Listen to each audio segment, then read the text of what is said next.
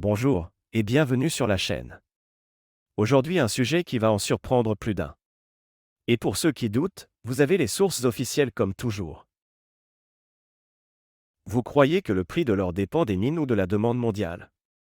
En réalité, plus de 99% des échanges se font sans une seule once d'or réelle.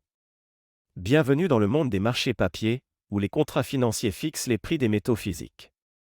Voici comment les banques et les bourses structurent un marché légal, mais profondément déséquilibré. Avant de commencer, il est important de préciser que le COMEX, pour Commodity Exchange Incorporation, est la bourse américaine des métaux précieux. Le COMEX est le marché à terme officiel pour l'or, l'argent, le cuivre et le platine. La LBMA, basée à Londres, est la référence mondiale de l'or physique. Le LBMA supervise le marché de gré à gré, dit OTC, de l'or et de l'argent.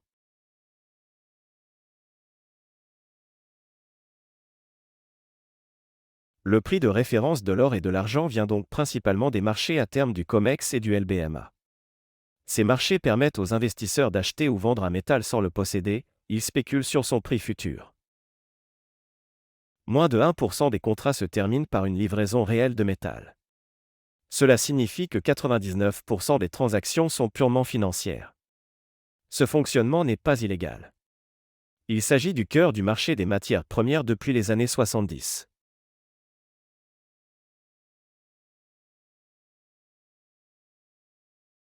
Le COMEX est une filiale du CME Group, le plus grand opérateur mondial de marchés dérivés. Le LBMA regroupe les principales banques actives dans le négoce de métaux précieux, dont HSBC, UBS Bank, JP Morgan et Goldman Sachs. Ensemble, ils déterminent le prix spot mondial, utilisé par les banques centrales, les joailliers et les États pour leurs transactions. Les prix affichés par les bijoutiers, les courtiers ou les plateformes d'investissement dérivent de ces cotations.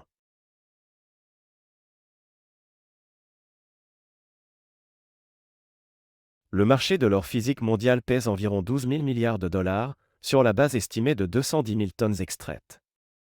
Mais le marché dérivé, soit futurs, options et swaps, pèse plus de 600 000 milliards de dollars de notionnel, soit plus de 50 fois le stock d'or réel. Sur le COMEX, une seule once physique peut correspondre à 100 onces papier en circulation. Ce levier amplifie les variations de prix, une vente massive de contrats suffit à faire baisser les cours, sans mouvement physique.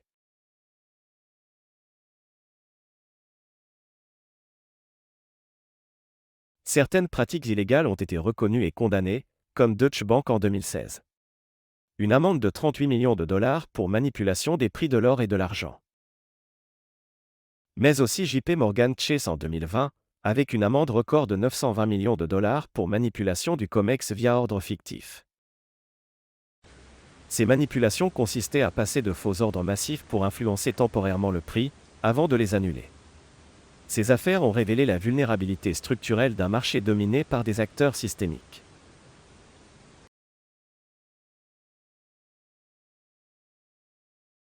En période de forte demande, les prix physiques, soit pièces et lingots, dépassent le spot.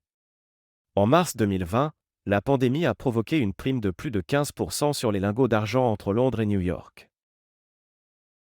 Ce décalage s'explique par les coûts logistiques, les pénuries temporaires et la concentration du métal dans peu de coffres.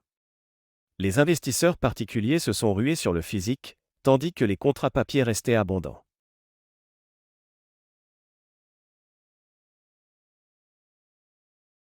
Ce système repose sur la confiance.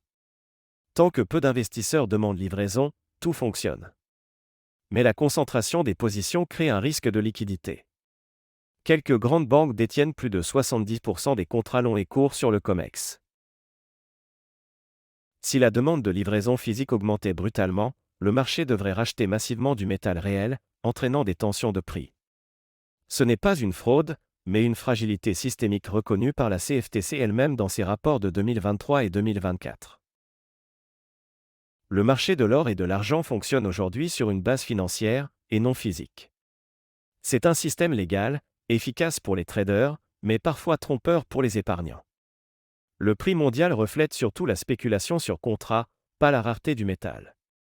Comprendre cette différence, c'est comprendre pourquoi en cas de crise de confiance, le métal physique garde sa valeur, alors que le papier ne représente qu'une promesse. Merci d'avoir suivi cette analyse. Retenez une chose, le prix mondial de l'or et de l'argent ne reflète pas la rareté du métal, mais la mécanique des marchés financiers. Tant que 99% des échanges restent papier, le cours restera entre les mains des traders, pas des mineurs. Comprendre le COMEX et la LBMA, c'est comprendre qui décide vraiment de la valeur du métal. À très bientôt sur la chaîne.